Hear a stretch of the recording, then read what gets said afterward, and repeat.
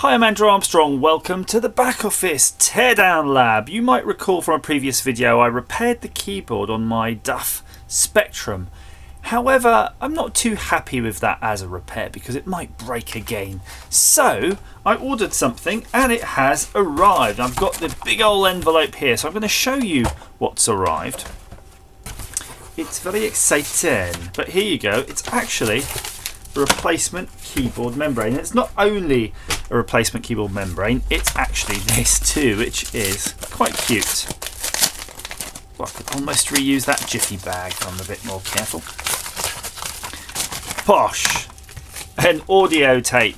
Look at that. A new old stock audio cassette tape from Omega, which I might try later because once the Spectrum's working, we want to try see if we can do something with tape.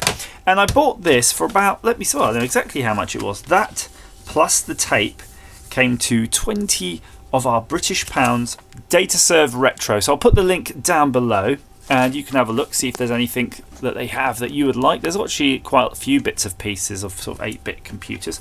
So just having a quick look at this. Yeah, it does look to be, it's like a brand new membrane. It has a model number J06249 and it does have, unfortunately, those same clampy technologies there. That sort of, you have to press all those layers, but I'm really pleased with it, and it's actually even got the size of the screw holes and all those things. So let's quickly, very quickly, because I'm keen to get this going, open up the Spectrum. So if you're doing this, we might title this video how to replace the membrane on your Spectrum. Like, how about that? You're going to open your one up, and your one's probably going to be in better nick than mine. Mine, of course, being heavily abused here in the back office. That's why it's not even got its original feet. I need to get hold of its original feet and some original feet retaining systems. Let's put that back there. Just to protect the actual keys, and sort of convenient, that pack container came with this nice piece of cardboard, so you can use that for sitting that down when you have to. So we're going to pop the keyboard, there's no good way, by the way, because the ribbon's like pretty much right in the middle, so just wherever you can get your hand round the corner. Boosh. Done. So we'll put that aside. There you go. So that's had a lot of attention from me over the last couple of weeks, hasn't it, this thing? Hopefully this is the last time I have to open it up because, frankly, I just want to use the bloody thing. If it continues to annoy me, I can say I might have to just switch on the emulator or move to my Plus 2, but it irks me. It irks me to have something in my house, something electronical that's dead or not functioning correctly. I've not really thought about it, but recently, when you sort of dwell and you're a little bit mindful, I kind of realised that it's one of those things that really super irritates me, and that's having something that's not working properly. It's like it shouldn't, be allowed to exist in your life if you can't sort it. And I know that doesn't really apply to everything, I'll have to admit. If things got like the light bulb in the oven isn't working, and some of our gadgets have modes that don't work, but it's weird. It's like I guess it's probably things that are within my remit that I can fix. So I'm saying that right as if I can't fix a light bulb in a oven. I guess it's complicated, put it that way. Well, I guess I'm choosing what annoys me. So there's the metal plate and the hardboards. Just keep that flipped over that way because you want to just put it straight on. You don't want to mess around too much. And that's the new membrane, and it looks pretty much spot on in terms of positioning, so that's cool. But just peel off from the old one the rubbers. I want to keep them down there.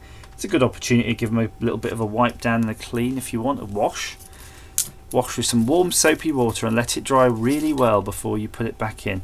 And yeah, you can see the difference between the new one and the old one. The new's nice and crisp, looking good. It's definitely a remanufactured one. It's not like a new old stock, I don't think. And I'm just looking at the part numbers because you can see here you've got this TS5230036. Here part number is a little bit harder to read because they're sort of going through all the different layers. But, I'm seeing an SP-9-AG, SP-9BG. There's loads of different things. I think that's just the print on each sheet. So we'll sling that away, get rid of that out of my life, that thing. And then we'll put this one down. Probably good time. This is relatively clean, but I'm just going to give it just a quick rub, just the tiniest amount. There we go. It's not sticky, it's not anything, that should be fine. So let's get this positioned. Now, to help you, you can put something underneath your keyboard so that your keys drop, and that makes that membrane go down. And I think I will do that with this aid of this trusty pliers on this side. I've got pliers and I need a Shakademus, but I'm going to use the edge of a scissors instead. Yeah, there you go. That's not janky at all. And then put that in right away. Pop it in the right away. You've got these little tiny pins sticking up. Feel them right there? Locks them in. And then you just flip over the different things back again. Works perfectly. Now remember, when you're screwing these screws, you are screwing them into, 30-year-old plastic. And at the end of the day, you're only holding in a keyboard. You don't need to over torque them. And if it's like this now, where it's been in and out a bazillion times, it's even more of a reason to take more care over it. So I'm just pinching it up till it feels pinched. I don't think you'll need any more than that. Look, see, pinched. The smaller the screwdriver handle, the less torque you'll have. So one like this is probably way too big. If you use like one of those really tiny jeweler's screwdrivers, it's almost going to be impossible for you to over torque these. Right, so I've done a few, so I'm going to take them off the wobbly scissors and pliers. Get the last couple in. But yeah, sort of pretty pleased to see that one actually twisted an extra bit of a twist that you wouldn't want it to twist. So that's telling me that one's over torqued now. If I kept going with that screw's broken in there. What I'd need to do is get some resin in there and mess around with it. I'm not in the mood for that, and neither will you be. You just want to get it going. So I'm rather pleased though that there are, the availability of some of these parts is there, and it's definitely, for me, it was a case of getting them while I can still get them. And I know people are going, but there's so many people love these old things, and I'm telling you, the people who love these old things, and a lot of them were adults at the time that these came out. So remember, they were an adult Spectrum owners. I think those are the ones who are really, well, I guess they're kids as well, but do you see what I mean? It's of a certain age. You need to be a certain age to appreciate it, because you'd have had to probably have some significant use of it when you were that age. So to think that these things will be popular forever is going to be really, well, it's a bad way of thinking that, trust me. Because what's going to happen is all these parts, the different people who've got these parts and spares and care about it and know about it will soon be retiring or dying. And I'm not joking about that. I mean, literally, they will be dying, and nobody will know about those things. And soon there'll be no aficionados. They'll all be dead, because nobody's just be buying these as sort of props now. Something a bit odd here. Hang on, I'm getting an alignment issue. Do you see that? It's a very slight alignment issue here with the edges of these holes hitting that. Well, that's not good. So what I'm going to do is just loosen up with some of these screws and see if I can shimmy the whole lot across. And if we can't deal with that, I'm going to have to take a Knife to those. But I should have probably checked those before tightening everything up. But now I've done it. When you get yours, you can check that. Just loosen those up. Now, there were the possibility of moving this is slim at best, because it's just right on those pins, but it does move slightly. I did move that slightly, so I'm just going to really try before taking the knife to it. Nip those up.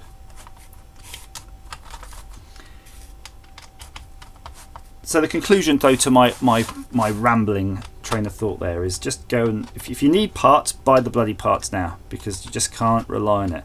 Even those old institutions. Look at Maplin for I was going to say something way over the top there. Look at Maplin, for Pete's sake. I mean, it was there forever, and now it doesn't exist anymore. So you just cannot rely on even organisations that have been around. Let's say Maplin's hundreds of years old, for example. It's not, but some of them are, and those institutions will not be there forever. So I'm just very gently Oh my life, I almost ruined it already. Crikey. In fact, don't use that. That's definitely a no-no. In fact, I'm just gonna... That sort of alleviated some of the tension here on this. Crikey, that could have gone very bad.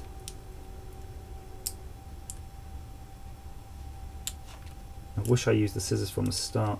I need to cut this now to stop. Whew. I'll show you what I did. So as I was cutting into here, I almost went into this tracking, but then I had to put now another cut this way to stop the stress fracture from that first cut from carrying through. Yeah, I think that is probably not the best way to deal with that top one. In fact, what I might do is just run the scissors down there. I'm just going to turn this around. Now I'm at the point though where I could just leave this alone and probably fit it and jam it all in and it'll all be fine. And that's what I should definitely do. But I kind of feel I'm not gonna.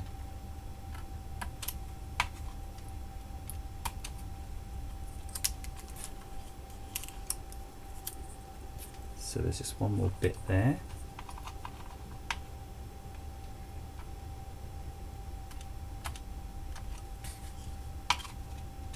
Will I do this on the other side though? That is the question. I might not bother.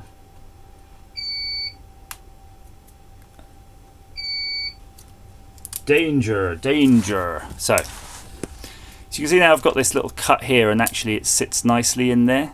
So whether or not you want to do that, I don't know. It's a tricky one really. You could definitely ruin a sort of 20 quid piece of plastic that you're not going to get back. You're not. It might cause too much harassment in your life. You wish you didn't bother. Because I'm pretty sure these ribbons are quite long, so you're going to have room to manipulate the ribbon. You can wangle that around on the other end. So let's get this one on, and then we'll worry about the other end when we get to the other end.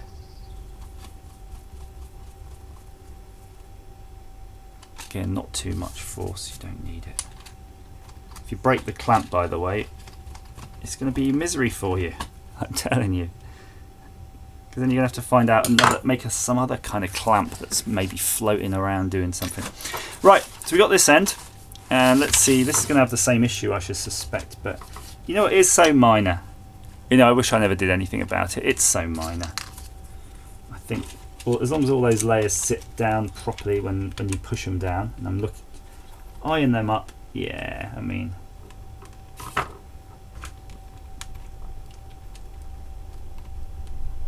I suspect it's not worth doing anything with that, so I'm not.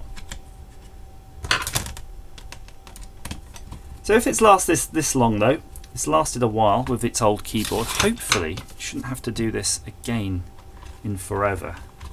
So whoever follows my footsteps now with this particular one. Cardboard. So I'm just going to pop them back into these two slotty things. And you can see this is really... Is this actually longer? It does seem plenty long. I don't think it's actually longer, it's about the same, but it does seem to have plenty of room to get in there.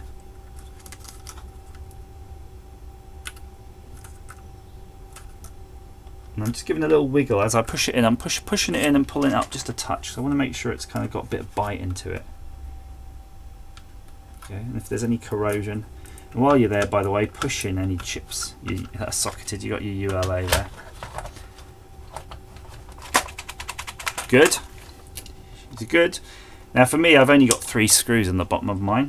Always convenient. So somebody's been in here a lot. So remember, and I got this, and I've had it for years. So I've had it for like over 20 years easily. So before me, the previous owner must have had it a good old time, and they've been clearly doing some mods. And I could do with a screw set. Look, I've got so many screws missing. I'll have to see if somebody does any of these. There we go. Right, to the bench.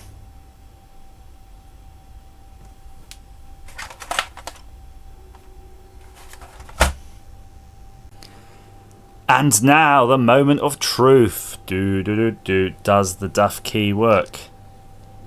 Here it is. Hooray! I'm just